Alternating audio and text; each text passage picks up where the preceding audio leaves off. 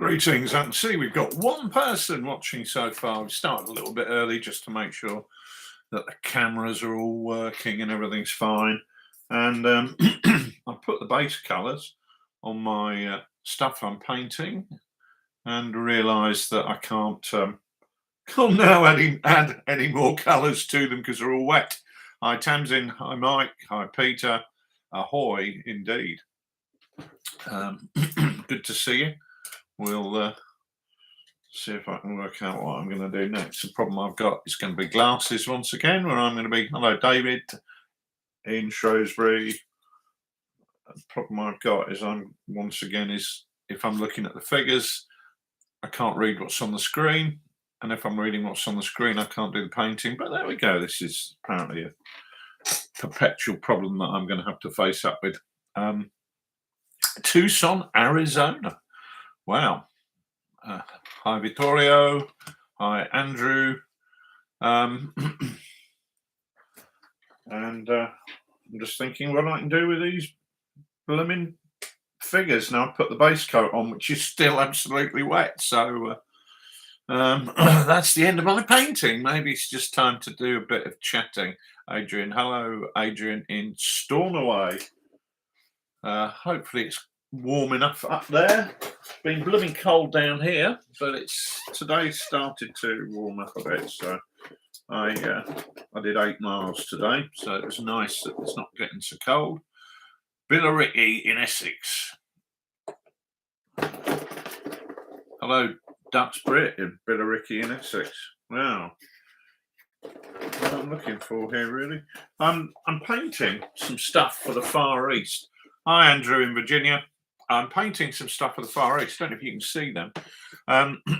In the early war, in the Far East, the British and Americans, Dutch, and all the Allies are extremely worried about their lines of communication. So what we're doing is just making some lines of communication markers. The guy in yellow is going to be sort of 1941 with a couple of mules, and I've got these 2 other guys here in jungle greens who are going to be for sort of 43 onwards, although the Indian Army gets better by then and isn't so worried about its lines of communication because of their skills with aerial supply. So this is very much stuff for the forthcoming Far East Handbook, which I've been working on today. Hello Rich in Chile, Stratford upon Avon. I feel like I should say something Shakespearean at that point in time, but I won't.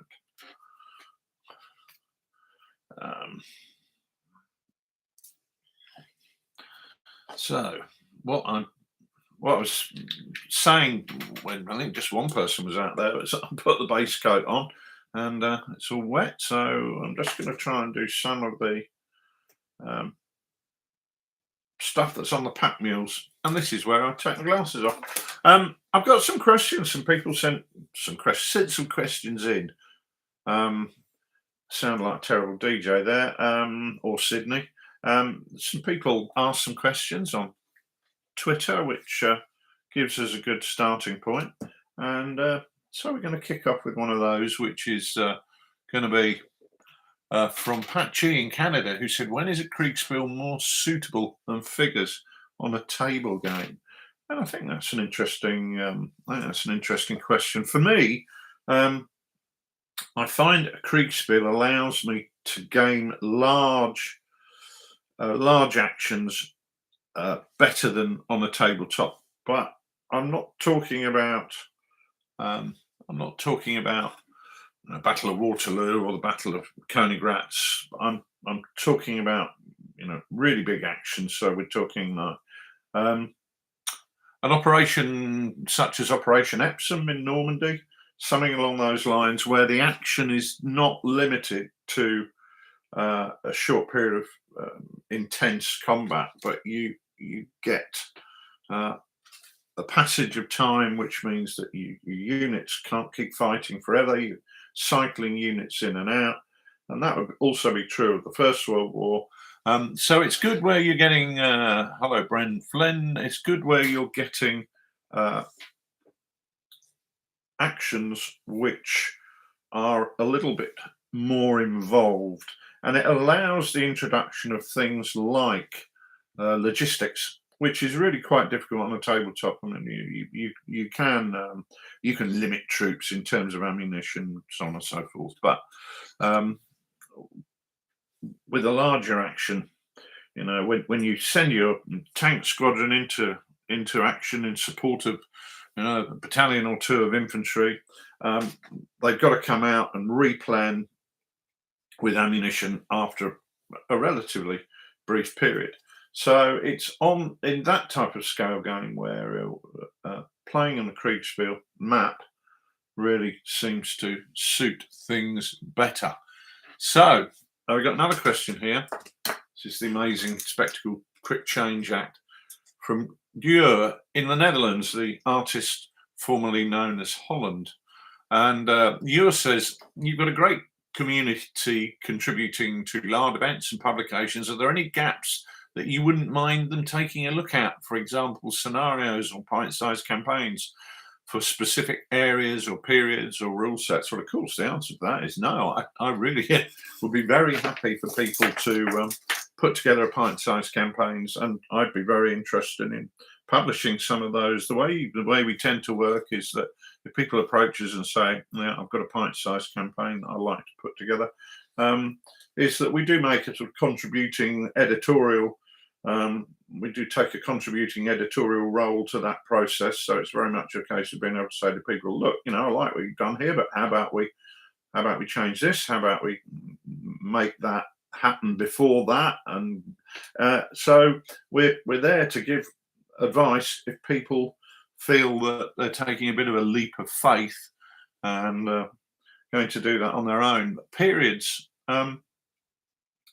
Well, I'm very keen to roll out a series of handbooks.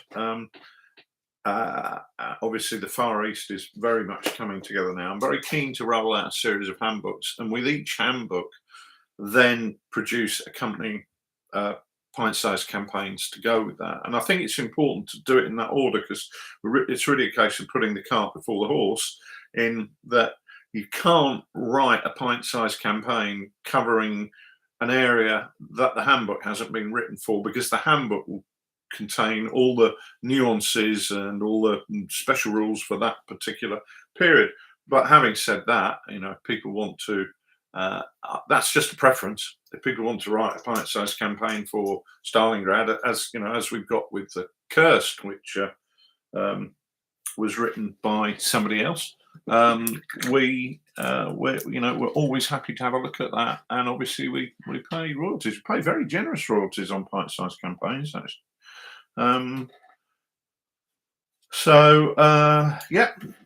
Anything people want. Dex in Sheffield said, from your period research, which wargamer fact, i.e. something which consistently appears in wargames armies, but for which there's no historic evidence, would you want to change? Hello, Chris Clark. Good evening to you. Okay, a couple of things there. I prefer it when people spell Fallschirmjäger correctly as opposed to Fallschirmjäger, but that's not really what the question was about. I think the biggest myth in the wacky world of wargaming is the innate superiority of German arms. In truth, the Germans are very, very predictable. They've got their doctrines. They established their doctrines as early as 1917, and they're still fighting according to those doctrines in 1945. So if you capture a portion of the German positions, you can expect an immediate counterattack. And that is extraordinarily predictable. And good armies turn that against the Germans in terms of being prepared to receive that counterattack and making them pay heavily for that cost. So I think that's not to say that Germans were not good soldiers, but it's simply to say that they're not the supermen that some wargamers would paint them to be. And that's especially true with troops like the SS, who actually, if you're looking at early war, are extraordinarily rubbish And then if you're looking at late war, they are extraordinarily lacking in discipline, which is why they commit so many atrocities. Having said that, I game with SS forces because I like to game historical actions. I would never describe myself. Hello, Leslie in France. Bonjour. Nice to see you. I would never describe myself as an SS wargamer, but I do wargame with SS forces because I'm fighting historical actions, and I don't have a problem with that. Actually, we fight war games with all sorts of people. Who it is Bonsoir, you're right, Leslie. We fight war games with using all sorts of armies which are full of particularly unpleasant people, especially if we're looking at anything prior to 1700. So I think to get in a political tiz about fighting games with SS troops is a little bit silly. We just got to take into account that they're not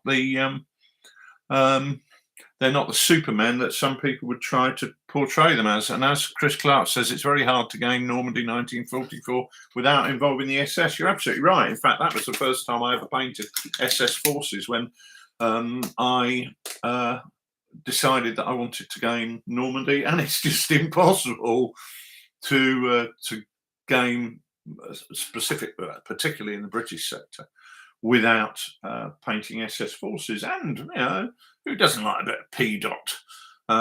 It's always a bit of a fun painting challenge. So yeah, that's that's precisely my view.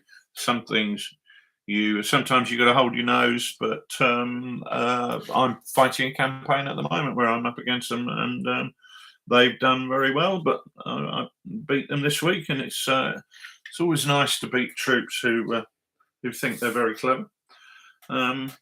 So yeah, that was a good one. Andrew in Virginia, who's with us tonight, change of glasses again, has said, you've indicated a multitude of forces to be covered in the Far East book. Through your research, which has been the one you've learned most about, or have come to look at in a different way? Yeah, that's a really good question. Dr. Lindworm has also just said in the chat here, very hard to game. No, he hasn't. He said, apart from the Far East, will there be a Barbarossa handbook? Yes, it might be next, or I might be doing North Africa. The Barbarossa handbook will cover the period from probably actually the Winter War against Finland as well, but certainly June 1941 through to the fall of Stalingrad. So that would be the first one for the East, and then after that we'd be looking at doing a follow-on. So basically, Germany in the ascendancy, and then the Soviets in the ascendancy would be the next one we'd do. Leslie says the French members of the club here will always play the Germans over any flavour. Well, that's an interesting one. Okay, well, I guess there's that reenactor thing where they tend to think they're super sexy, but that's a personal choice, and I wouldn't. It wouldn't be my preference personally. I always prefer to play British because I am British. So, but that's. I enjoy playing Americans, Australians too. So, and particularly at the moment, Indian forces. Right, Andrew. To your question, which is the one that I've learned most about? Well, it's actually been an incredible journey of discovery. My uncle was a Chindit, and he was captured during Operation Longcloth, and had a pretty bad time of being incarcerated by the Japanese, and that's rather coloured my view of the world, shall we say? It wasn't a period I'd gained because I actually found it quite difficult, to be honest with you. But I have spent a number of years doing this now, and it's actually been hugely interesting. And it's been interesting to try and get past, a bit like we were saying about the Germans being Superman. The Japanese shout banzai and run at you. It's evening Charlie up in the Scottish borders. It's another old myth. It's a nonsense. It doesn't mean it's good day, Frank. How are you, mate? Nice to hear from Pikachu. And it's magic arsehole down in Australia. There, we had a very strange experience with Pikachu at CanCon. He's been a bit deflated since you left. Well, there you go. The Japanese are more sophisticated than that, and the way they fight is Quebekistan. Bonjour, Angus. The way they fight is more nuanced and subtle than that. So the Japanese have been interesting to research, but the army that I really learned most about. Good evening, Andy Shaw. The army that I really learned most about. I learned quite a lot about the Dutch East Indies, actually, because they've got some really interesting colonial policemen sorts who jump out the trees with funny little swords. But the Indian Army has been a real revelation for me. I knew, obviously, that Slim's 14th Army is an Indian Army force, and actually the British play a very minor part in that in many respects, apart from hurrah for the KNIL. Well, that's not what the people of Indonesia said, Elio. But there we are. Hello, Gary in Dublin. Nice to see you. Hold on, let's get some water. Right. The British are actually bit part players to a degree in the 14th Army, apart from commanding it all. But the next biggest contingent, bigger than the British, is 3 African divisions. Hello, Peter Jones. Hi, glad to have you with us. There are 3 African divisions from East and West Africa who play a very significant part and do a good job. Now, one of the things that many people don't know is that you've got units of Black African Chindits. So we very much get that commando comic view of the world, or certainly I did when I was a kid, which was that it's valiant Brits with a few supporting cast of Indians. But in fact, it's quite the reverse. You've got undoubtedly valiant Brits, without doubt, because we are valiant. But you've also got 3 divisions of African troops, and you have got 2.5 million Indian troops, the largest volunteer army ever created in the world, and that's obviously still up to date. And they're quite remarkable facts. You don't realise to what degree, or hadn't realised to what degree, the process of Indianisation had changed the look and feel of the Indian Army. The British Army started. The structure was largely they used what were called Viceroy commissioned officers, who tended to be long service NCOs, who then eventually were commissioned and given a role where they served as the conduit between the men and the British officers. However, 1917, during the First World War, the British say, right, let's look at introducing Indian commissioned officers. So they are King's commissioned officers, so they hold the same commission as a British officer, and that process was carried on throughout the 1920s and 30s, but it was on a relatively small scale. So at Sandhurst each year, 10 spaces were set aside for Indian officers to attend, and they obviously would then go back into the Indian Army. So the process of Indianisation is such that by 1944, you've got brigades being commanded by indigenous Indians in really very significant roles, and you've got a lot of Indians who are on the staff of British generals, and you've got a really proactive drive, because the British have been realizing since as far back as the India Act of 1919, and that's reinforced by the India Act of 1935, that India is going to become independent, although the view on how that happens kind of varies, because the British assume that they're going to take on a role of a dominion, rather like Australia or Canada or New Zealand or South Africa. And the Indians don't necessarily agree with that, but there we go. That's entirely their prerogative. But the British are definitely working towards creating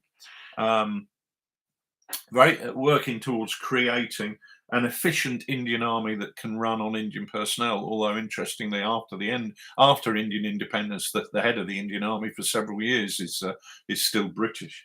The other thing I hadn't realised was quite what degree of responsibility Indian officers had. So a British lieutenant would be expected to command a company. Now that tends to mean that they're lieutenants for an awful long time, because the next step up in promotion in the British Army normally is to command a platoon and then to go on to command a company.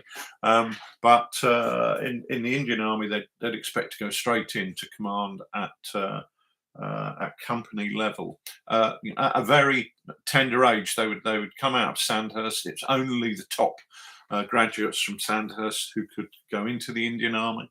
Once they'd done that, they'd spend a year with a British regiment to really learn the ropes, and then they would go on to their Indian regiment after that. It tended to mean that British officers in the Indian Army had got been used to a lot more responsibility, and consequently were really quite sharp cookies. They really knew what they were doing. The Indian Army goes through a huge period of growth in take these bloody glasses off and stop pretending to paint. The Indian Army goes through a huge period of growth and process that's called milking, which is where they take out loads of officers and loads of men, and they then use that as the nucleus of a new battalion. And they go through this process several times, maybe 3 times, to the extent that a colonel may well have as few as 2 officers who were pre-war officers with the battalion. More than half the NCOs recently have been promoted from the ranks, and at any point in time, half the battalion are likely to be recruits. More than half the battalion are likely to be recruits, and that's where you see the really terrible performance of the Indian Army, simply because the troops from the Indian Army have been sent to North Africa. So the ones who are left to defend Britain's eastern possessions are very much newly formed units that, in many cases, completely untrained, and a big problem with British junior officers who don't even speak the language of their men, and they haven't had enough time with the battalion. So to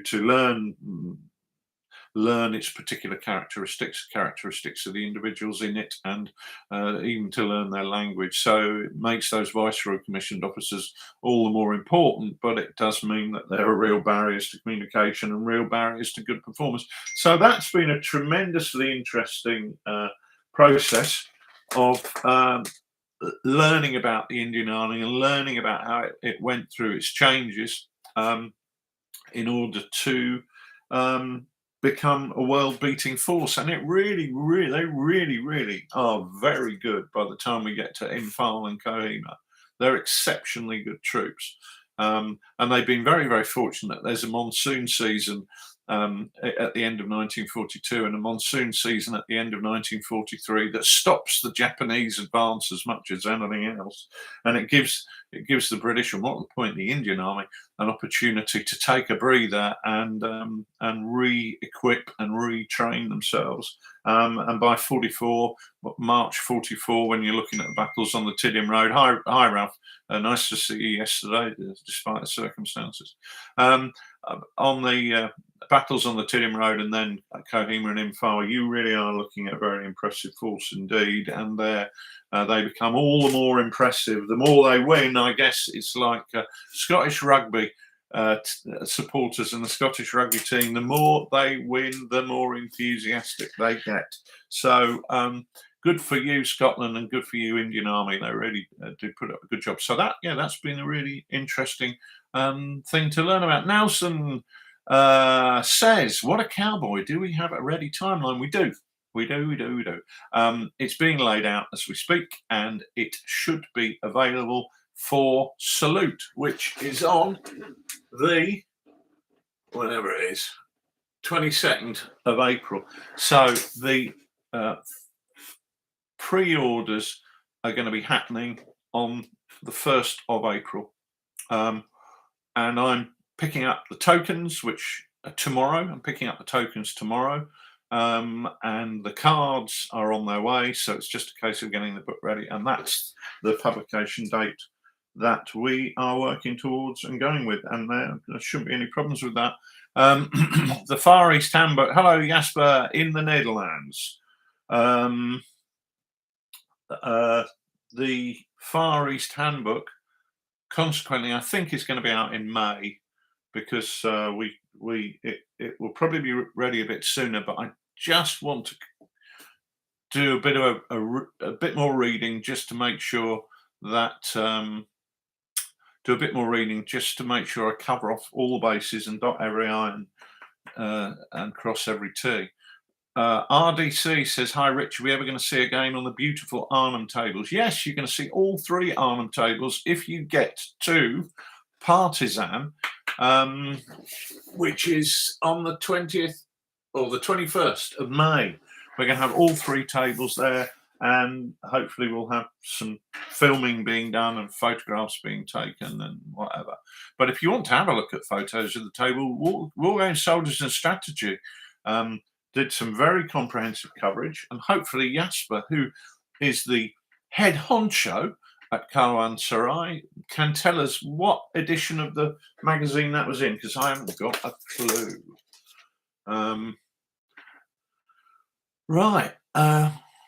Talking of which, there's a gentleman here saying, Archie on Twitter said, "Why is Paul Hicks' Kickstarter time to coincide with A, my contract finishing, B, after I complete a platoon plus supporters of other airborne figures, and when is Dozy Bugger going to get his finger out?" Well, Dozy Bugger got his finger out and sent me a 100-page document, which is the campaign series handbook, which covers all the troop types and covers how you run your campaign, only yesterday. So that has landed in my inbox, but unfortunately I was at a funeral yesterday, and I'm up in Nottingham and Newark tomorrow, so it's not going to get looked at this week, but it's hopefully something I can have a look through at the weekend, because he's asked me to cast my eye over it, and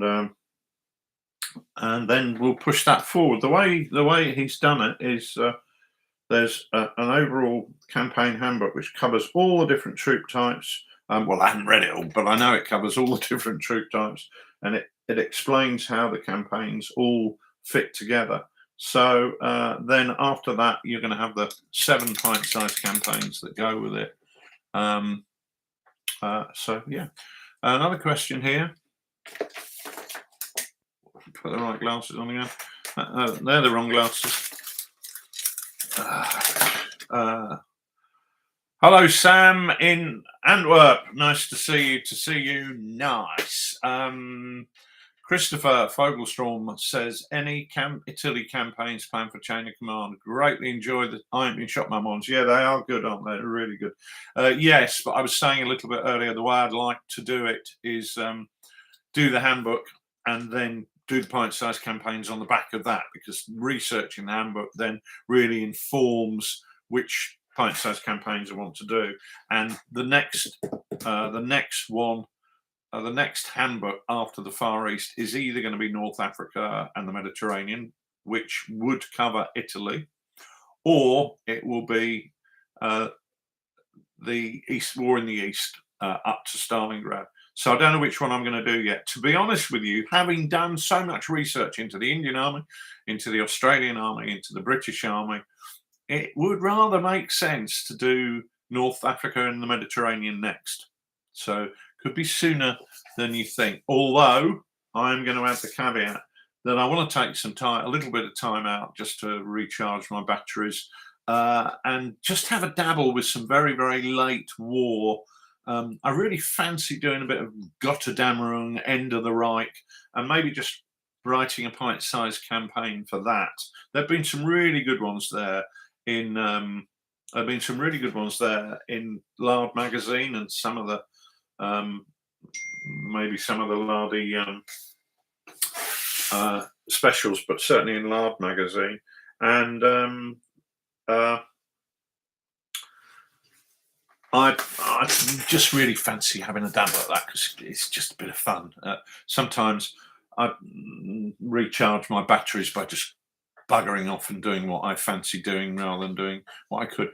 A Corland Pocket would be absolutely brilliant, but I'm probably going to be doing more 1945 in the West. I don't know why. Corland would be really interesting, wouldn't it? But yeah, we'll see. We'll see where that goes. I've got a load of books that I just fancy reading and doing that, so it'll be good. Clinton Popham the second. What did you do with the first? He said Chain of Command is my favourite World War II skirmish game. He loves the cursed scenarios. Yeah, they're great scenarios, aren't they? The pint-sized campaign. They're written by Richard Morrill up in Bonnie, Scotland, although he's actually from Yorkshire, which is an interesting combination of generosity. Yeah, that'll be good. Dave in Shrewsbury, who was here a short while ago, he might have gone, the way I'm waffling on, probably most people have gone, says, if you could spring forth a new game, perfect and complete, like Athena sprung from the forehead of Zeus, what period and setting would you choose, and what intractable problems associated with it would you be pleased to have solved without effort? RDC says, I loved your videos with On Table. Will you do any more? On Table, Beasts of War as they were when we went over and did those. Well, the honest answer is I don't know. They dumped us. We didn't dump them. They don't write. They never send. So probably not. I think I don't know what happened there, but I do know they got bought out by somebody else. And maybe we're not cool enough and young enough to be appealing to them. Maybe they think I'm too much of an old git for their target audience. But I really enjoyed going over and playing those games. They were good fun, although one of them was a bit bloody stupid, but I won't tell you which. But yeah, our games. Justin was a really nice bloke and really good to play against. You're right, Frank. He's a very, very sharp cookie when it comes to picking up a game and understanding it and just playing it. He was really, really good. He was a nice bloke as well. Very nice guy. Very pleasant bloke. Funny old place. But there you go. It was interesting to visit, and I wasn't sorry to come home in some respects. But it was travelling on business and staying in a shitty old bed and breakfast, and is never the best way to see a country. I mean, the Giant's Causeway was about 2 miles up the road, but I didn't see any of that. I saw absolutely nothing. It was all work and no play, and a lot of hotel bars, which I really shouldn't have a week in hotels because it's just not good for me. But it was quite funny at times. But we won't go into that. Well, which set of rules would I like to do? Oh, Christ, I don't know, actually. When I cut and pasted that from the Twitter, I thought, I haven't got a clue. And now I read it, I haven't got a clue. I really don't. I don't know, Dave. I really don't know, mate. To a degree, if I want to write a set of rules, I've probably already done it. Although you never know. Tomorrow I might bump into something like the Renaissance Project. I really want to pick that up and get moving on that. In fact, I've got an invite out for somebody to come up to Lard Island and give us a go at playing that, because I think that could be really fun to do. I don't think it's ever going to be a commercial set of rules, but it's not all about that, is it? Sometimes it's about just enjoying what you're doing. Daring Dare down in Australia. G'day, mate. How are you, Dare? Nice to see you. It must be 7 o'clock in the morning there, based on the fact that I've just seen a message from my daughter in Sydney. Nice to see you. I hope things are well with you. It was great to meet you down at CanCon. Really great show. In fact, I had a question about that, which we're going to jump straight through to, which was from Tom Egan in the Irish Republic.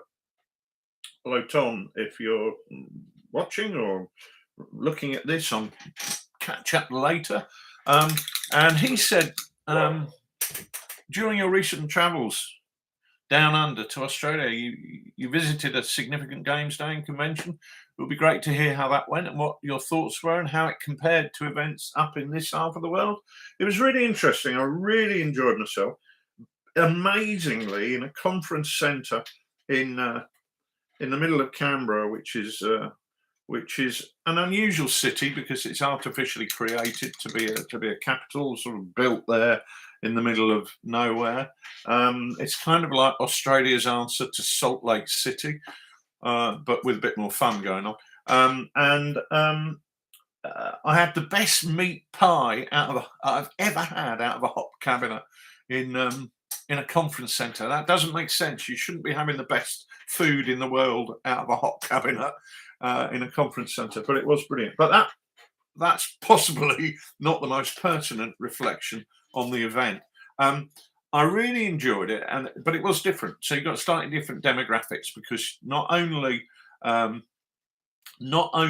have you got wargamers, you've got wargamers of all stripes. So you've got fantasy and you've got whatever, but you've also got card games like Magic the Gathering, which I believe is a card game. I've never played it. So you've got all the card game people in one hall, and then you've got cosplay, which was where we saw the giant Pikachu when it mooned at us when we were playing What a Cowboy, which was a revelation. You couldn't describe Pikachu mooning at you as anything other than a revelation. But there we are. I was struck by the slightly different demographics because you've got all those people. So you get a lot of cosplay. So you get a lot of young people dressed up as fuck knows what, to be honest, all sorts of things. You get all sorts of people. The big difference really is the way that they fund the show. In the UK, what you'll get are a lot of trade stands on the basis that the traders pay basically for the show. They pay for their sales areas, they pay for any games that they're running, they pay for everything, and that then funds the show. And so the people walking through the door tends to be the cash that goes in the pocket of the organisers, who then use that as their capital for future events, signage and so on and so forth. In Australia, you don't have that many traders, and the traders that you do have are much more likely to be resellers, although they do have some I was really impressed with some of the 3D MDF producers down there producing really, really nice stuff. Printed MDF as well as ordinary just cut MDF. So the way that they tend to fund the event is through people paying to go and play games, and consequently the headline act there is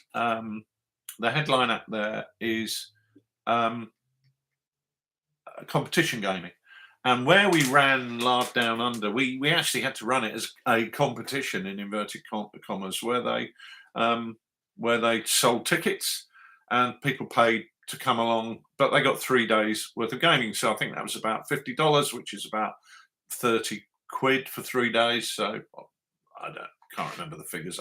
I paid $50, but I know if you went for 1 day, you got in for less, and if you went for 2 days, you got in for less than that. But and I know I paid $50, so everybody else paid $50.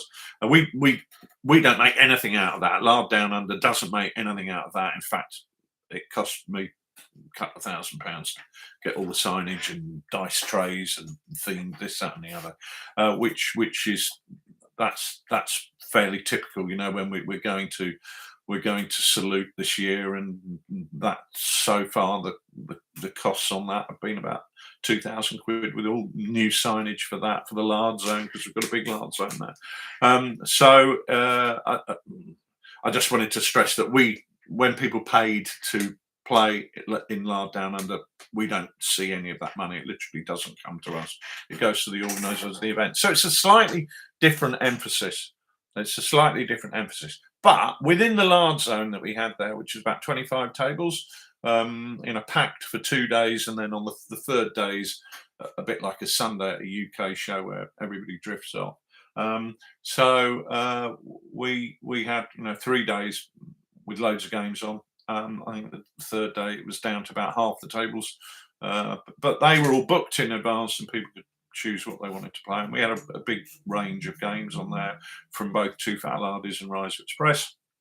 So things like Strength and Honor, things like What a Cowboy that haven't been published yet, a lot of Chain of Command, and a lot of Chain of Command from the Far East, because obviously for the Australians, the Far East is the near north, and it was very much a war on their doorstep. How did it differ? It actually, remarkably, didn't really differ at all from a UK show. You go along there and you find yourself with like-minded people having a laugh, talking about wargaming, talking complete bollocks, having a load of beer, and just really having a nice time with people. And a lot of the guys who were down there, I've met quite a few of them when they come up to the UK, but also I'd known quite a lot of them for years online, like Pete over in Perth. I've known him for probably 20 years. I don't know. So it was really, in many ways, like being amongst old friends, which is really nice. But that's true of any Lardy Games Day. So it very much had the feel of a Lardy Games Day, even though the structure and how we got there was a bit different. Once we were there, it was exactly the same, and that was nice. Let's see who else is here. We've got Alan up in air. Hello, Alan. Nice to see you.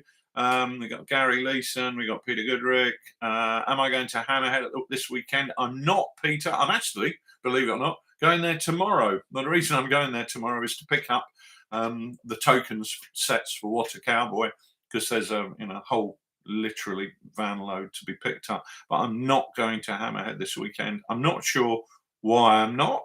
I should have been. It's on my wall, but I've done nothing about it, so I missed out. Last year was a bit hectic, and I've been a bit unwell, so I kind of got overlooked. Shakos and Spruce said, "Hey, up from up north. Nice to see you up north. Hopefully you're not in Sheffield, because we all know that's really in the Midlands." Right. Have I poked Sid about with flashing blades? I haven't. Funny enough, I was in the car with him yesterday for 7 hours because we both went to a funeral. But I forgot. Alexander in Sydney. Hello, Alexander. If you see my daughter in Sydney, say hello to her. He's having his tea before he takes the kids to school. Sheffield North. Yeah. Okay, we won't have an argument about whether Sheffield's in the north or not. Right. Chris Clark said it was interesting to see at Steel Lard the interest shown by the card players in the Lardy games. I wonder if that's because we've got cards in our games. I didn't go to Steel Lard. I'm not sure why I didn't go. I think I was doing something else. I don't know. Gary Leeson says, as he gets older, not much time as he had, he found Bob Corduroy's The Portable Wargame Rules a blast. I've got a great deal of respect for Bob, a great deal of respect. So one of the elder statesmen of the wargaming community. So full marks. Andy McMaster says the Oz trip looked great. It was absolutely fabulous, actually. What I hadn't I'm sure I'm boring people to tears saying this. What I hadn't expected was for it to be such a fabulous culinary experience. The food was absolutely out of this world, and my daughter and I just dined out an awful lot because I was in Airbnbs, and it's kind of like don't really can't be bothered to cook. So I either nipped over to Woolies and grabbed a ready cooked chicken and some salad and gobbled that up, or we would go out for dinner. And the food was absolutely amazing. So I had a great time, and I'm really missing it. Actually, I was talking to my daughter yesterday and saying, I know this is daft, but I'm really missing being in Australia, which is I don't normally miss anything. I'm quite I don't really have much of a heart or soul, so I'm but in this situation I am. Have you told Sid he should call his samurai game Bushido Bonanza? No, but I have told him he should call it Bonsai Bonkers, but he he gets very upset about that. So the more upset he gets, the more I insist that it's going to be called Bonsai Bonkers, which is a ludicrous title, but well. At our club, we've had 2 new guys join in the last few months, says Alan, both talking about our Lardy games. They've been watching it and all the buzz that surrounds it. Well, that's great to see.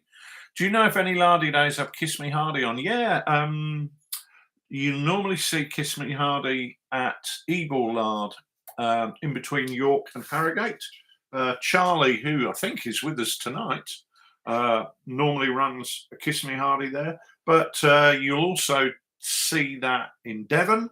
There's always a Kiss Me Hardy game on at Clotted Lard in Exeter. Charlie's saying he's planning to run Kiss Me Hardy at several Lardy Games days this year. Well, that's a nice enigmatic answer. Thank you, Charlie. The answer then is yes, you'll find it at several Lardy Games days this year, but Charlie won't tell us which ones. Yeah, and if it's something you're interested in getting involved in and playing Kiss Me Hardy, one of the best ways to learn it is undoubtedly coming along to a Lardy Games day and trying to grab a game of it there. So we'll have to. You'll have to keep your eyes and ears opened on that front. Right, and I read a question. I can't remember.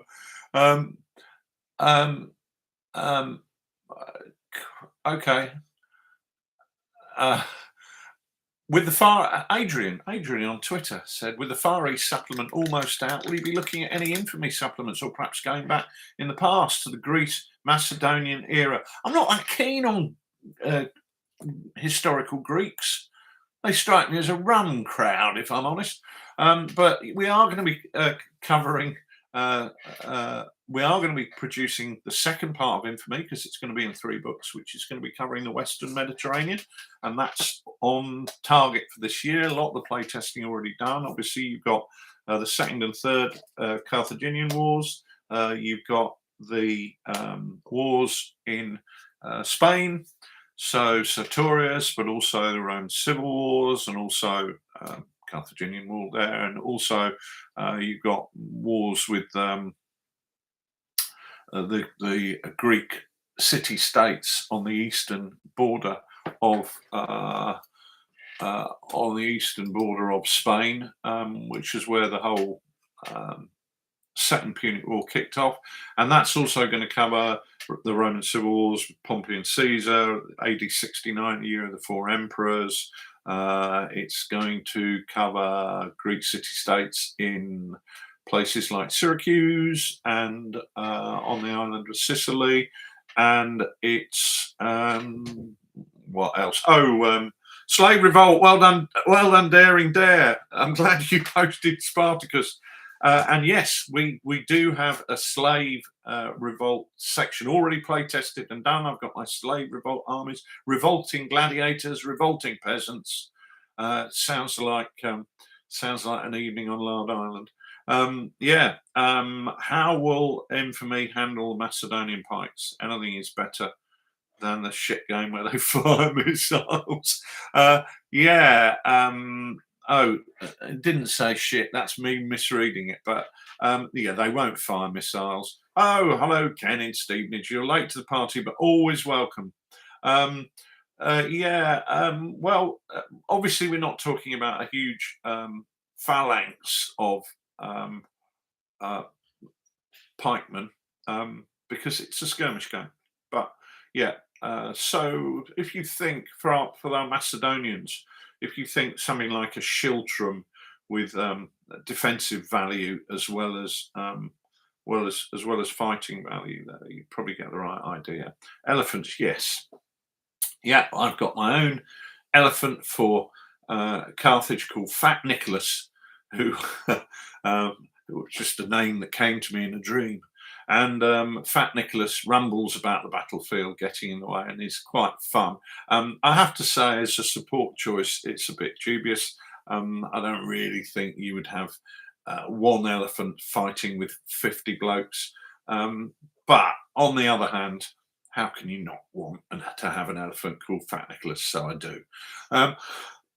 Leslie in France, who again is with us tonight, said, while painting and modelling on your own, do you listen or watch radio or podcasts or audiobooks or YouTube videos or just sink another pint? Well, there we are.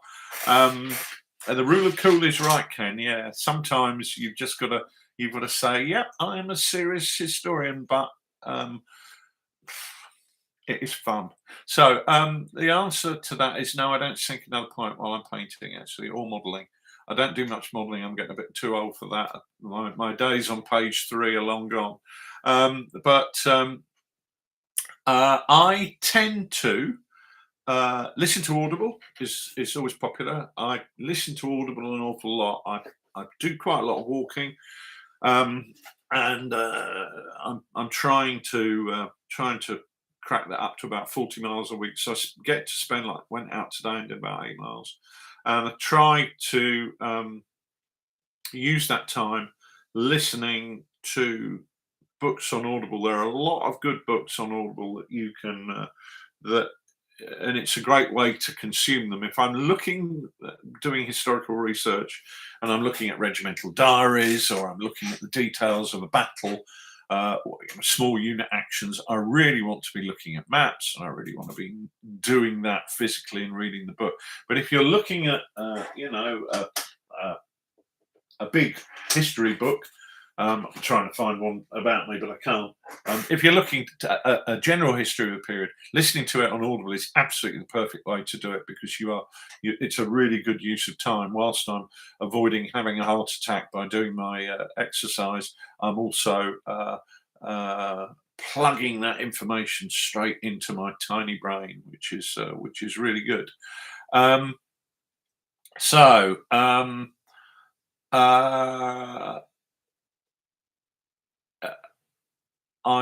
I listen to Audible. I also do watch YouTube videos. YouTube is such a mixed bag, but there is some really good stuff on there, and some of it is really interesting. So, for example, I listen to Caesar's Gallic Wars. I found a really nice version of it on YouTube. It's just narrated, but it's a really good Victorian version, narrated and read by an American guy who's got an extraordinary plummy English accent, and it's just wonderful to hear it read in that received pronunciation. But World War II TV is very good on YouTube. You're right. There's some great stuff on there. There's some absolute bloody dross. But of course, the key to anything in life is a bit of discernment, isn't it? If you realise something's dross, don't watch it. If you realise something is good, follow it, subscribe, and then you can find it again. Mark Felton. I hate Mark Felton. Well, not him personally. I've never met him. I hate his videos. They drive me up the bloody wall. But there we go. I did watch one today. Having said that, so yes, I do it. Well, I did some head swaps on these Indian figures. Well, they weren't Indian figures, but they are now. In fact, I've done one with a battle bowler and one with a Sikh turban, and then the other with a different kind of turban. But they weren't that originally. So I did a head swap. And while I was doing that, I watched a Mark Felton video, which they always leave me hungry for more, largely because they do seem to be full of nothing. Like a souffle of history, you consume it and realise that you've just paid for a lot of air. Not that I pay for it; it's free, so that's fine. Here we go. South London. We've got a question from South London from Des, who said, "Which battlefield have you not visited but wish you could?" Battle of the Bulge. I really want to go and. I'm not interested in Bastogne particularly. I'm much more interested in. I think it's two Panzer that make its way across the top of the pocket and actually get furthest that the Germans get to. And I'm very interested in going to that. And we were meant to go, and then lockdown hit. Some of you might remember a few years ago, Nick and Noddy and I went out to the Hertigenwald, and the plan was to go back the following year and do some Battle of the Bulge stuff. I'm not really interested in Joachim Piper and all that crowd at Auschwitz. I'm much more interested in one of the Wehrmacht Panzer units, because they get the furthest, and I think that's the most interesting bit, really. But again, we were talking earlier about the concept of the Germans as this Wander army, but they're doing exactly the same thing in the Ardennes, where they're, as Ludendorff was doing in 1918, which is they're simply reinforcing success, and tactical success is determining the operational how the operational plan develops, and that's really doing it the wrong way around. But anyway, I'm interested in doing that and seeing that. And I'm hoping that we're going to be able to go this year. Although I have just found out that we're going back to Arnhem to do Arnhem again. I don't know how I feel about that, really. I do wonder if Sir Edmund Hillary, having climbed Everest, said, "What shall I do next? I know, I'll climb Everest." And I feel a bit like that about going back to Arnhem, but that's just me. Nick, on the other hand, is dead keen, and he supports me in a lot of things that I do that are stupid. So I'm prepared to support him in something equally sodding stupid and go back to Arnhem again, even though there's no benefit in doing it whatsoever. Because we're presenting wargaming to the public, which is great. But I mean, you might as well present dog food to people who don't own a dog. But that's just my opinion. And but when I went to Arnhem last year, I was really quite unwell, and we hadn't discovered what was wrong with me at the time. So I actually wasn't able to enjoy the social aspect of that event as much as I would like to. But now we know what the issue is, and it should be sorted out. I've got an appointment with a consultant next week, and then we're going to hopefully I'm going to have my gallbladder removed. But now I know what it is. I'm not in pain because I've changed my diet, and I fully intend to go to Arnhem and enjoy the hospitality of some Dutch public houses, and enjoy that aspect of the trip to the full. And I'm hoping Sam, who's on here, will be joining me for a few beverages, and then a few more beverages, and then a few more beverages after that. Yep. So that's the bit of Arnhem I'm looking forward to, which is not entirely unpredictable, is it? IABSM 2nd edition Mediterranean Middle East Handbook, in the footsteps of the Legion. I'm sure would be very useful reading. Yeah, it would be. Yeah, I'm really looking forward to doing the Australians against Vichy French in Syria. I'm interested in gaming that. I've been interested in that for an awful long time. And my local yeomanry regiment, the Cheshire Yeomanry, were literally seconds away from delivering a mounted cavalry charge against the Vichy French when the orders came through and cancelled it. So I'm quite keen to get some British yeomanry on the table with their unusual machine guns and all sorts of quirky bits. So that'll be fun. I agree. Looking forward to your Arnhem vlogs. Yeah, I'm sure we'll do some. Good news, Sam. Good news. Sam is going to be joining me for some beers, so that's going to be really good. Yeah, I am on the mend, Alan. It's like I was eating the wrong thing, but I didn't know. We didn't know what it was at the time. So what would happen is I'd go to, because I've been so ill, I'd go to a Lardy Games Day, and I've been feeling so bloody awful, and that would be the only time I'd have a drink. And I get up in the morning and I think, oh, I feel okay now. And then a couple of hours later, I'd be feeling absolutely terrible. And I was thinking, oh, it's delayed effect from beer. Maybe it's beer that's making me ill. But what it was the fried breakfast. It was a fried breakfast that I would have in the morning with piles of bacon and fatty food that were absolutely crucifying me. So even when I was up in Edinburgh last, Alan, and we were staying in that hotel for deep fried lard, I was feeling rough as a badger's arse on the basis that I was having a huge fry up for breakfast. There was me thinking that was set me up for the day. In fact, it was crucifying me.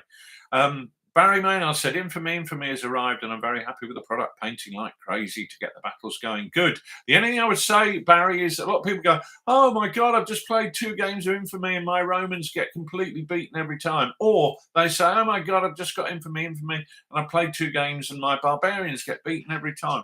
The game is designed to be difficult to master. So stick with it. Don't expect to be master of all you survey after your first game. I like that. It was designed on the basis that games which are difficult to master are fun to play because they keep you involved. So that's what you get. A bit of Litani River as well. Yes, Ken. Yeah, absolutely. Yeah, it's I've actually got some really nice French tactical maps of the period in the map collection from Lard Island, so they're really good. Alan, yes, I'm delighted it wasn't the beer as well. We can work around the rest. So I since that I've discovered that, which was I don't know when I discovered it. It was just before I went to Australia. So I went to Australia, just changed my diet, relatively fat-free diet, and I've been able to drink enough to sink a battleship, which is absolutely, of course, not always the objective. But it's nice to be able to. It's nice to be able to let your hair down and not thinking that that's going to do you in. So yeah, felt quite positive about that. Does deep fried lard need renaming? It does at the moment, because I can't eat lard. Actually, to be honest with you, I've never really liked lard. I much preferred dripping. If I was going to roast some potatoes, I would tend to use beef dripping rather than lard, but possibly I shouldn't have said that. Maraviglia on Twitter asked, I cannot believe it's not lard. Questions were asked in the Australian Parliament over, I can't believe it's not butter, so who knows? Maraviglia in Sheffield, the Midlands, said, I asked about the possibility of World War II naval lard, and you said you started a set of rules once and got feedback from what was probably the wrong group of people, and then you threw it in the bin. Is there any chance of fishing it out and carrying on with it? Yeah. Hello, Sailor. A set of naval rules. Ridiculous name. Set of naval rules for World War II. And what Nick did when he created, I'm waffling on and we're running over time, but I hope you don't mind. I'm still painting, so I'm not going anywhere yet. What Nick did when he created Kiss Me Hardy was that he created a set of Napoleonic naval rules for people who don't like Napoleonic naval wargaming because it's tedious.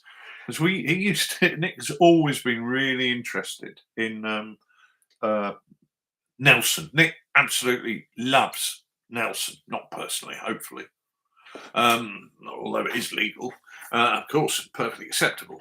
But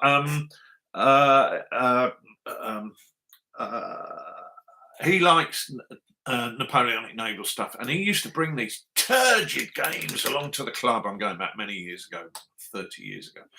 And if he said, I'd say, what's on tonight? He'd go, I'm doing Napoleonic naval gaming. And I'd go, I'm going to the pub, goodbye. Because it was pouring, awful percentage dice hell. He then said, right, well, I've got to write a set of rules that will get these idiots playing the game. And he wrote Hello Sailor. No, he wrote Kiss Me Hardy. And we had some great games, and I went from loathing Napoleonic naval games to buying huge armadas of boaty things, which I've still got and really enjoyed playing. And I think he would be keen to do a second edition once he's got Arnhem out the way, but you never know with him. He's even more bloody mercurial than I am. What was the question? Oh yeah, would I go back to Hello Sailor? Yeah. So what I tried to do with Hello Sailor was write a set of World War II naval rules for people who weren't World War II naval gamers. So take very much the same approach. But what was important for me is I didn't want people to have to be looking at the damage on their ship and saying, "Oh, I've lost 20 hull points and I've only got 13 left." Because that's not how captains of ships think. What I wanted them doing is looking at their ship and go, my God, my ship's listing 5 degrees to port, or my forward gunnery control is out, or number 2 turret is out of action due to crew losses, and taking the results that would actually be fed through to the captains of the ships, or the admiral controlling, or the flag officer commanding whatever size force that we were looking at. And I wrote this set of rules to that end, and then a number of people who are very keen World War II naval gamers had a look at them, and they said, "But we like percentage dice, and we like hull points," because people like what they're used to. So I went, "Oh well, that's the end of that then." And several people have had a look at it and messed about with it and added bits to it. In fact, it was on at the last iteration of Warlord in Durham, and very good it looked. It's something I might go back to. It's something I might go back to, but I just think that there's so many things that I could do, and the chances are I might do it, I might not. If people like Fred Worthington, who's on here, going, "Bravo, that's absolutely how naval gaming should be," then if they keep prodding me, then there's more chance of it happening than if they don't. Then they don't prod me. On the other hand, if they keep prodding me, there's a greater chance of me going, "I can't be asked, leave me alone." So who knows? Who knows? Would I go back to it? Maybe. But maybe is the answer to many questions about what do I do next. What a seaman. I do like that. Well, don't forget, we've also got What a Fokker for First World War air wargaming, which has already been started. I started that during lockdown. We had a number of games at playing outside when you were allowed to meet people outside. What a floater! That is terrible. Thank you, Yaron in Wales. That's that is absolutely disgusting. Right. So Carl says, I'm an avid COP gamer, but my mates and I know and enjoy how it's evolved. So pint-sized campaigns, we like the additional stuff in the FAQ. We liked what's happened in the We like what's happened in the Far East Handbook, sorry, the 1940 Handbook with all the additions. So would you consider a Son of Cock update? Yeah, as I've been working on the Far East Handbook and as we've been playing a lot of the pint-sized campaigns, I do think that a second edition of Chain of Command would be appropriate now, because I mean, how old's the bloody thing? I mean, anybody know? I've got a copy here somewhere, but I don't know where it is. It's got to be at least 10 years old. And we've always had a policy of not 2013, so 10 years old. Well done, Charlie. Is that your specialist subject on Mastermind? You're publishing your publication dates for TooFatLardies. That's excellent. A decade, daring dare. You must have been an amoeba or something at that stage. A young chap like you must have been very young. So yeah, it's been out a decade. For me, a decade, sadly, is about 10 minutes, but there we are. Yeah, it is easy maths, which helps. I do think producing a second edition of Chain of Command is something I would like to do, especially having done the 1940 Handbook and looking at different mechanisms, things like the red dice, things like the variable force morale, which very much takes its lead from the way units are rated in Iron Shotman, which I think has really added something to it. I'd like to take out or certainly adjust the way elites work and the way green troops work. There's some adjustment to be made in certain areas. You wouldn't see any radical changes, and you certainly wouldn't see an end to multiple phases, which some people complain about, although I prefer to use the word whinge. But I'm quite comfortable with multiple phases, and I think they're an integral part of the game, and I don't really like. It's entirely up to people if they want to change with it. But I mean, as soon as I've said this, everybody's now going to be going, "Oh, Chain of Command 2 is coming out next week." No, it's not coming out for ages and ages and ages. It might be several years. Because I'd really like to do some more of the handbooks, because it's developing the specific theatre handbooks that informs potential things that you might like to see dialed up a bit or dialed down. So, but it's going to be taking the 10 and dialing that down to 9, or dialing that up to 11. It's not going to be changing the mechanisms or whatever.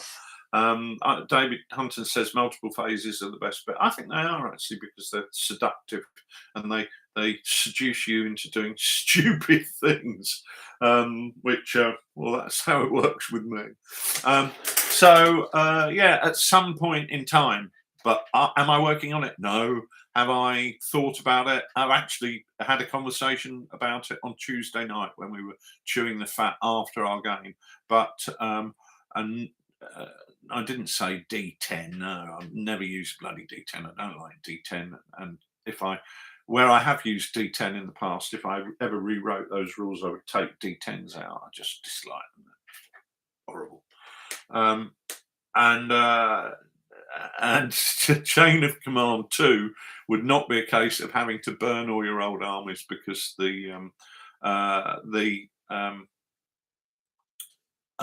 army lists are based on historical army lists. So things D6 are so non-granular there. No, they're not. No, they're not. What you do is you use multiple D6 to give you a beautiful bell curve. The problem with the D10 is you think you're getting a huge amount of variety, but the bell curve really is what makes D6 work, because it really does reflect probability. You are looking at, it's much, if you roll a 2 or a 12, it is improbable that you're going to do that. If you roll a 7, it's highly probable that you're going to do that. But there's enough variety on those 2d6 to cover all bases in between, and nothing is predictable. D10, on the other hand, produces a linear result. Now, I know you'll get a bell curve if you use 2 D10, but I just don't like them. And I also think they are a cop out for rule writers, because life becomes a lot easier for a rule writer if you're using a D10. But I don't think it produces a nicer game. The D6 is what we've used for tens of thousands of years, and that's what I intend to. Well, I probably won't be here for another 10,000 years, but that's what I intend to keep using. Um, so there we are. Buckets of dice. It's white. MGs are the best bit of any sort. Well, I I I like the fact that if you roll a, let's say, 8 dice, 10 dice, 12 dice, whatever. If we're going to call that a bucket of dice, fine. If you roll buckets of dice, once again, probability is reflecting a more likely outcome, but you can still get extreme results, which is great. So there we are. Which battlefield? Oh, we've done that, haven't we? We talked about that. Leslie in France said, if you were to remove all commercial pressures, which of your rule sets would you like to revisit and perhaps revise? Well, I guess having just had that conversation, I would. I'm not desperate to revise Chain of Command, but I do think in a couple of years' time, maybe it will be appropriate to do so. I'm really happy with what's there, and the FAQ. I mean, the FAQ is tiny, but it does everything. I do hear. I mean, somebody said to me at Evesham, "Oh, version 2.8 of the rules said this." What? And apparently, somebody out there in the lower sphere is putting out these amendments and saying this is version 2.8. Well, it's nothing to do with me, and they're not official. Not that I believe that anything needs to be official. If you like the rule changes somebody else is making, then it's perfectly legitimate for you to pick them up and play with it. Once you bought the rules, they're yours. You can tear the pages out and make a paper hat if you want.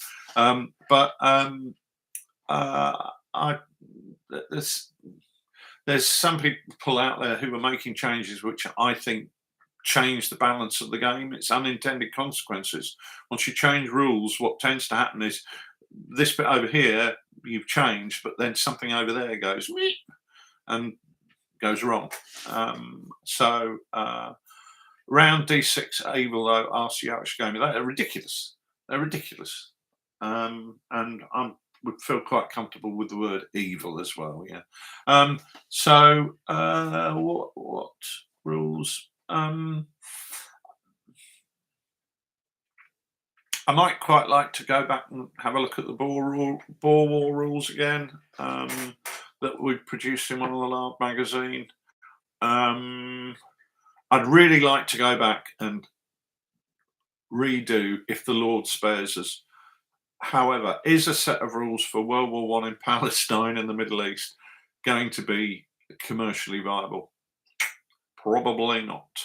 But maybe if we did it in black and white or whatever. But it's the problem is you set precedents and people go, oh, they publish in black and white. They're not a proper publisher, and you think, okay, fine, right. So that would be the one I'd really like to go back and do again, if only because I really enjoyed playing the period. I would like to, excuse me, I would like to write a set of brigade level rules for World War II. In fact, I was starting to write them when Dave came to me and said, I've written a set of rules here, which turned out to be O Group. And that kind of put the kibosh on me doing a brigade level game, because O Group is so close to the brigade level game thing that you think, okay, I can't really warrant it. But I would be interested in doing that, because it would allow you to go into those larger operational things where you're looking at issues like battlefield logistics, which I find very interesting. And I'd be really interested in developing a set of rules which had rules in there for armoured formations having to break off, to return to a supply point, to replan, and then to be fed back into the fight. So I'm also very interested in the idea of operational phase lines, operational boundaries, and I'd like to do that. But again, it's so close to O Group that I'm almost reinventing the wheel, and I don't see the point in that, actually, because I do think O Group is a fabulous set of rules. I think They've really created something there that's introduced a lot of those issues that I'm interested in, like phase lines, and I think that that's quite unusual in the world of wargaming. And we're actually, Nick and I are talking about using O Group at the We Have Ways convention or event that they do.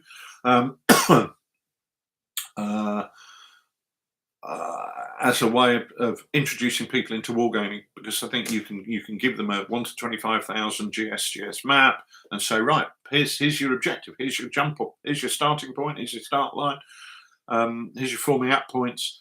Now show me your plan. Where are your phase lines? What are your objectives? And then take that and then feed that onto a table which is modelled to look exactly like the 1 to 25,000 map, and then play the game through on that. So it's a really good tool for doing that, which is good.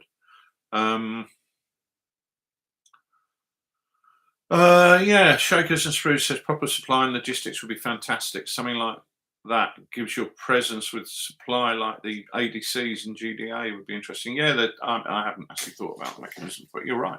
It's we had a question earlier about the very first question, actually, which was about when's Kriegspiel more pertinent or relevant than an on-table game. Well, we did a huge Battle of Amiens 1918 game using maps, which really focused on the work of the staff officers and logistics. The game was entirely really about logistics, although the players didn't know that. But in order to fight, they had to get the logistics right, and that was a really interesting way to explore that period and understand the pressures that were on the commanders of the day. And introducing logistics into wargaming should be achievable, but it just won't be easy. And it's doing it in a way that will make the game interesting and make the game fun. Any more questions? Because I have been blathering on for an hour and 20 minutes now, a bit over that because we started a little bit early. So I think I'm going to wrap up in a minute. But did anybody have any questions before we go? Have we answered all the questions that came through on Twitter? Let's just make sure we're not leaving anything out. David in Shrewsbury said, the Board Gaming Podcast, shut up and sit down, which is a great name. Give us a song I never sing, Charlotte. And an episode where the presenter said that he'd come to realise that war games have more in common with role-playing games than with board games, because RPGs and war games seek to tell a story, and the story is of prime importance. Do you agree? Probably. I think that not all historical wargaming is about that. I think there are quite a lot of wargames rules out there that are really designed for people to play in a highly competitive manner against one other opponent, which are really designed for competition style play. And I don't think they're in the slightest bit interested in telling a story. I think if they do, it might be a byproduct. But on the other hand, there are rules that are written which are entirely about narrative. I mean, look at Sharp Practice. It's all about the story.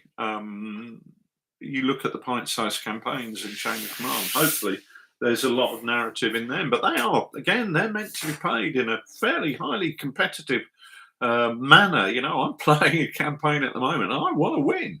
I'm not buggering about, interested in a story about that leader. The story about that leader emerges and comes through naturally without me having to force it. Whereas in Sharp Practice, I'm probably more interested in the story. Andrew France in Virginia said he's getting bitten by the 1866 bug. Any book recommendations? Yes, but I might have to get off my arse to find them. There's a lot of really good books out there. Helion and Company have produced some super books on the subject. I've got a fairly good selection of books. I've got a lot of antique books on the War of 1866, because when I first started researching, it was probably about 30 years ago, the wild wacky world of wacky web internet thingy didn't exist. So you had to go round second-hand bookshops. Stay there. Let me find you one of my favourite books on the War of 1866, if I can. And I think the answer is I can't, because the library's in a right pigging mess. Yeah, Andrew, you're going to have to send me a PM, but I will go through and sort that out for you. I will definitely go through and sort that out for you. Although I am in Nottingham all day tomorrow, so it'll probably be over the weekend. Okay, right. Well, thank you all for joining us. It's been jolly fun. The narrative places the setting and enhances the background. The campaign adds the flavour and interest, which keeps you going back to the chat about old games. Now, I totally agree with you, Alan. It's interesting we're fighting this Operation Martlet campaign. It's taken me 5 games to get through the first 2 tables, but each game has got its narrative. So in the 3rd game, which was the first attempt at the 2nd table, I made a terrible error that I had missed seeing where one of my opponent's jump off points was, and consequently I had a unit in what I thought was a high walled farmyard where they couldn't possibly be seen, and the Germans deployed straight into the stables and shot them down, and over the space of like 3 phases, and I managed to drag the remainder of them back into the house. But my force morale I'd rolled really badly for my force morale, and my force morale then dropped down to 3. And I had to maintain, in order to win the bloody game, I had to maintain my force morale higher than 3. So I'd completely buggered it up from turn 1. But I did hang around and kept playing the game because I had a Firefly, Sherman Firefly, that I hadn't deployed on the table. And the enemy had a dug-in Panzer IV, and I attempted to lure the German Panzer IV out of its entrenchment, and it did indeed come out, and I then deployed the Firefly and hit it in the flank armour and destroyed it with the single shot. The Firefly is a bit like having a nutcracker. It's great if the enemy brings nuts. If they don't, it's a bloody waste of time. So yeah, it is that narrative that emerges from the campaign. I agree. Leslie says, "Thank you, Rich. Hope the missus have finished their exciting tea for the evening. She is watching Death in Sodding Paradise." Christ on a crutch. No wonder I'm here talking to you guys. It keeps me sane. So yeah, thank you. Well, on that bombshell, I'm going to bugger off and talk to the missus. So thank you very much for coming along, and it's been great seeing you. Remarkably, we've got 61 people watching, which is more than we've had at any point in the show so far. Not much paradise with all that death. No, absolutely makes you wonder why people go there. But yeah, great. Thanks again. Thanks, Tamsin. Nice to see you. Thank you, Ken. Nice to see you up in Stevenage, and Alan in Ayr, and David in Shrewsbury, and Shakos and Sprues in the Midlands in Sheffield. Right, Ralph down in the Forest of Dean. Good to see you. And a Daring Dare down in Australia. This is a wattle, the emblem of our land. Girt round by the sea, I believe is the expression. Right, cheerio all, and we'll see you soon.